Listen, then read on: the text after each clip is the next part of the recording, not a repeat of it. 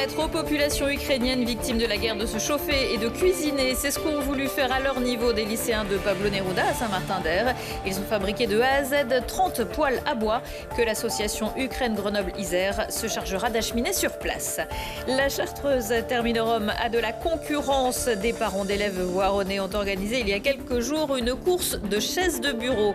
Les urgences de l'hôpital étant ce qu'elles sont, il était interdit de se pousser. Une idée à méditer quand même pour se détendre après la réunion du lundi. Et puis vivement les grandes vacances, même si vous n'avez pas la chance de partir, la ville de Grenoble se donne pour mission de vous divertir avec des animations sportives, culturelles, ludiques et de détente dans les parcs, sur les quais et sur l'eau. Bonsoir à tous, ravi de vous retrouver dans ce JT du mardi 20 juin 2023. Du lundi au vendredi, à partir de 18h, l'essentiel de l'actualité du Grand Grenoble.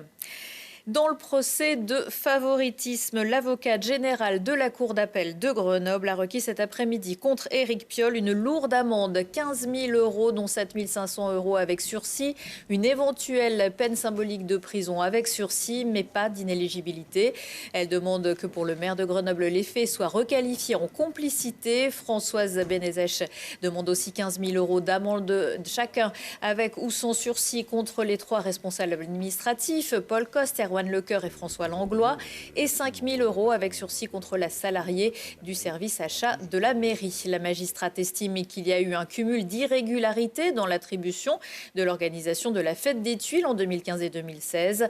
Pour le metteur en scène Pascal Auclair et l'association Fusée, l'avocate générale a requis la relaxe.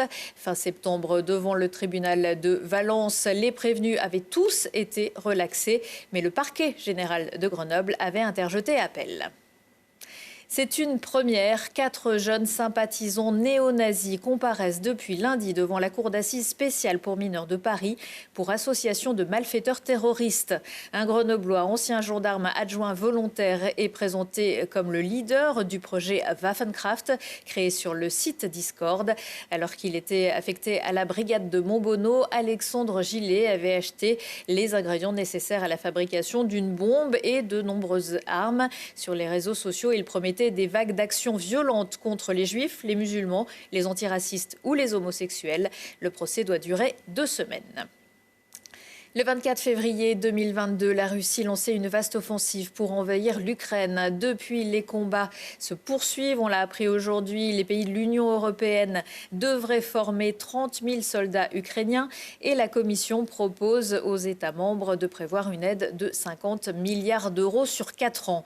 Au quotidien, l'armée et la population a parfois des difficultés pour bien se nourrir et cuisiner et se chauffer, ce qui a alerté des élèves d'un lycée de la métropole grenobloise. Elisa Essadi. Plus d'1 an après le début de la guerre en Ukraine, les élèves du bac professionnel du lycée Pablo Neruda de Saint-Martin-d'Air ont fabriqué des poêles à bois afin de les envoyer en Ukraine. Un projet aujourd'hui terminé et qui fait la fierté du proviseur. Je suis extrêmement fier surtout des élèves du lycée, de leur professeur qui a initié le projet, des 2 professeurs qui ont accompagné le projet. C'est toute la fierté, elle est là, c'est-à-dire qu'on a des gens qui ont entraîné les jeunes dans une aventure solidaire, et puis c'est tout l'intérêt du projet est là justement. Et c'est de travailler dans un but précis, en l'occurrence là aider les autres. Donc ils l'ont fait, ils l'ont très bien fait. En plus c'était un projet relativement compliqué techniquement, donc je pense qu'ils ont dû apprendre beaucoup de choses. De la conception des plans jusqu'à la réalisation complète du projet, les élèves ont été impliqués dans chaque étape de la fabrication et le travail n'a pas toujours été de tout repos. Au début c'était compliqué, c'était parce qu'il fallait couper le socle. Après il fallait faire plein de trous pour enfoncer l'autre pièce à l'intérieur et du coup il fallait juste qu'elle soit en équilibre et bien droit pour ne pas faire tomber la poêle au cas où ils la prennent et ça tombe l'eau chaude sur eux, quoi. Initiés par l'association Ukraine-Grenoble-Isère, les poêles iront dans la région du Kherson où un barrage a été détruit début juin. C'est très impressionnant en fait, donc de le savoir et ensuite de le voir, c'est complètement différent. Il y en a 30, c'est fait d'une telle façon qu'on dirait que c'est des vrais, des adultes, des professionnels qui ont fabriqué. C'est très propre, on a testé et ça marche très bien, donc c'est plus que touchant, c'est une vraie réussite.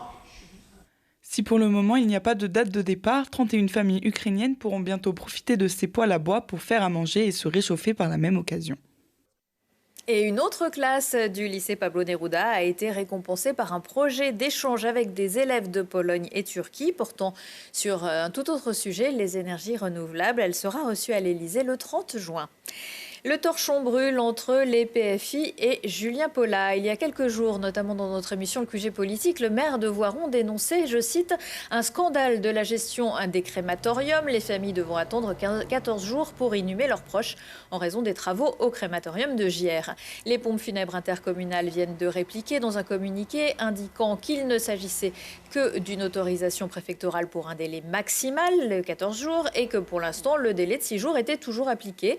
Les PFI regrettent aussi concernant leur retrait du projet de crématorium dans le pays voironnais que, selon elle, Julien Paulat, ait instrumentalisé le dossier à des fins politiciennes à suivre. Autre réaction qui concerne cette fois les transports en commun dans la métropole grenobloise. Dans le JT de lundi, je vous parlais de la vaste opération de contrôle des contrôleurs TAG et des forces de l'ordre pour lutter contre la fraude. En réponse, plusieurs collectifs pensent que pour améliorer la vie des gens, le plus efficace, ce serait encore de mettre en place la gratuité des transports. Alors nous, ce qu'on souhaite, c'est un développement massif des transports en commun, à la fois parce qu'on voit bien tous les problèmes d'embouteillage, tous les problèmes de pollution. À qui ça amuse d'être dans des embouteillages le matin et le soir, d'être dans des déplacements avec énormément de monde parce qu'il n'y a pas assez de fréquences, pas assez de rames, etc. Donc nous, on pense qu'il faut un développement massif et en plus, ça permettrait à beaucoup de personnes de laisser leur voiture pour se déplacer autrement. Or, on sait qu'il y a un impératif du point de vue du climat à changer de mode de transport. Montpellier développe les transports collectifs tout en mettant en place la gratuité. Alors eux, ils ont mis en place la ZFE. On peut discuter, nous en tant que collectif, on trouve que c'est inefficace, mais néanmoins, le maire de Montpellier, qui est président de la métropole, il dit « moi je mets en place la ZFE, mais dans le même temps, je développe les transports collectifs et je mets la gratuité ». Aujourd'hui, le SMAG est en difficulté financière, nous on ne le nie pas, mais il est aussi en difficulté financière parce que les collectivités locales ne mettent pas l'argent nécessaire pour qu'il puisse fonctionner. Le deuxième point, c'est qu'il faudrait que la métropole fasse une intervention politique forte pour dire « bon, maintenant, au vu des besoins en transport de l'agglomération, on a besoin que le versement mobilité dû par les entreprises augmente. Parce qu'on voit bien qu'une grande partie des problèmes de transport qu'on a sont liés au fait que les gens vont se travailler et se déplacent le matin et le soir. Petite consolation, le SMAG a annoncé aujourd'hui que pour profiter de la fête de la musique, les transports en commun seraient gratuits mercredi à partir de 18h. Les lignes de bus C1, C3, C4 et les trams A, B, C, E circuleront exceptionnellement jusqu'à 2h du matin. Les lignes A et B seront néanmoins interrompues en centre-ville à 19h30 pour des raisons de sécurité. Ce n'est pas un moyen de transport comme les autres et pourtant la chaise de bureau que celui qui n'a jamais eu envie de se déplacer sur des roulettes dans les couloirs de son open space jusqu'à la salle de pause me jette la première agrafeuse. Et si en plus on pimente la chose avec une compétition, une initiative japonaise qui a inspiré des Voironnais, voyez le reportage de Camille Avon. C'est la première organisée en France. Une course de chaises de bureau s'est déroulée à Voiron. 30 pilotes ont pris la piste. Dans le lot, on peut retrouver l'excellent Jean Alési, l'impitoyable l'ABM ou encore le talentueux Verstaboulette. Pour gagner, il va falloir remporter plusieurs courses jusqu'à la dernière. Pour le vainqueur, une statue et un sac de 10 kg de pommes de terre sont offerts. Mais avant de prendre la piste, tous n'ont pas le même objectif en tête. Ah, je veux gagner le sac de patates. Ouais, je veux gagner le sac de pommes de terre. Battre mon mari.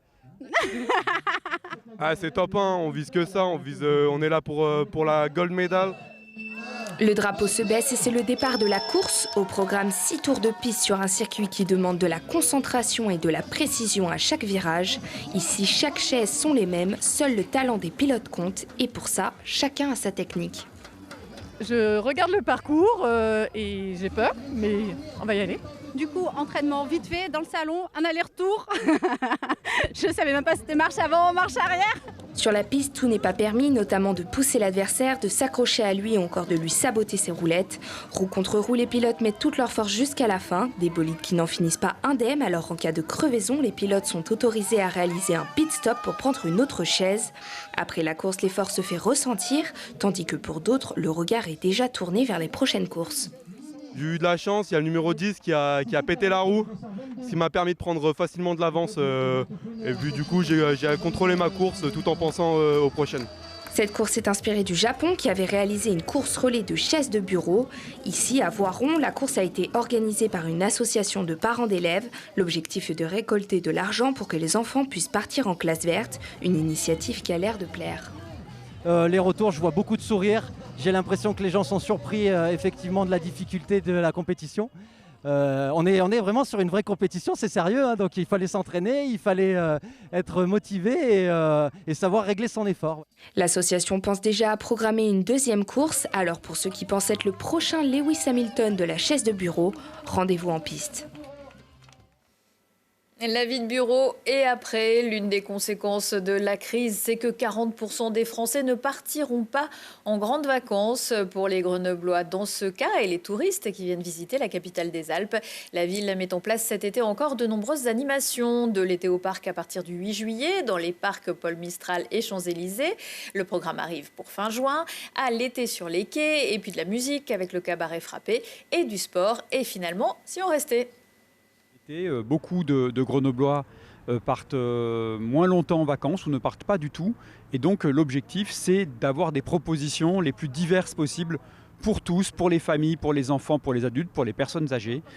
Et donc de pouvoir gratuitement, dans la plupart des cas, avoir accès à beaucoup de propositions sur la ville de Grenoble. On va occuper les quais tous les week-ends en alternance sur la rive droite et sur la rive gauche, piétonniser ces zones et puis proposer tout un tas d'animations les samedis soirs de 17h à 24h avec des concerts, avec des animations pour toutes et tous, pour les enfants, pour les plus grands, du sport, occuper la voie Corato avec des vélos, mais aussi aller dans l'eau, faire du canoë, du paddle, de l'aviron, une grande descente en flambeau. Plusieurs propositions cette année. Une première proposition qui est la caravane des sports, que les Grenoblois et Grenobloises connaissent bien, qui circule dans les quartiers, des centres d'animation et d'éducation sportive dans les gymnases.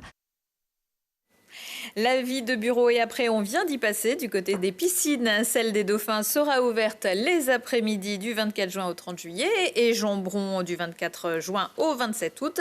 Et les nouveautés pour cette dernière, des matinales et des nocturnes une fois par semaine.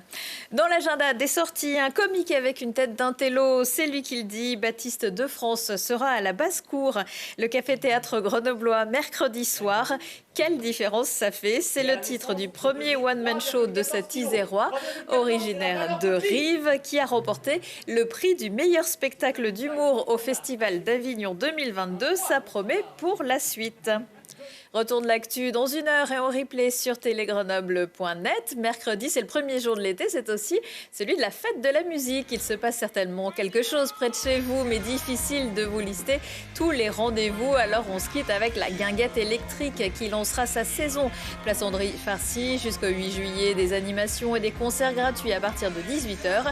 Avec pour commencer, Cocotte, Roda des Samba et DJ La Dame. Je vous souhaite à tous une excellente soirée. Sur la terre à la vitesse de